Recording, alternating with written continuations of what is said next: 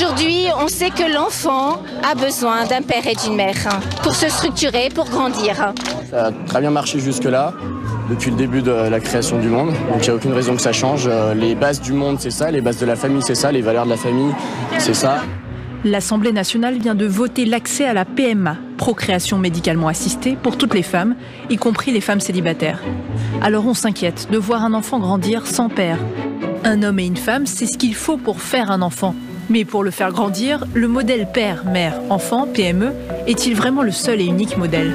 Eh bien, il suffit de voyager pour voir que non. Dans beaucoup de sociétés traditionnelles, en Afrique de l'Ouest, en Asie, on a la communauté qui élève l'enfant. Donc, l'enfant, c'est l'enfant de tous, c'est-à-dire l'enfant de la communauté. Non seulement il est éduqué par un ensemble d'adultes, mais il est également éduqué par un ensemble d'enfants plus âgés. Certaines sociétés fonctionnent sans père ni époux, comme l'ethnie des Na ou Mozo en Chine. Là-bas, la filiation se fait par la mère, elle transmet son nom et son héritage à l'enfant. Et les oncles maternels participent à son éducation. Mais faut-il forcément un référent masculin et féminin pour élever un enfant?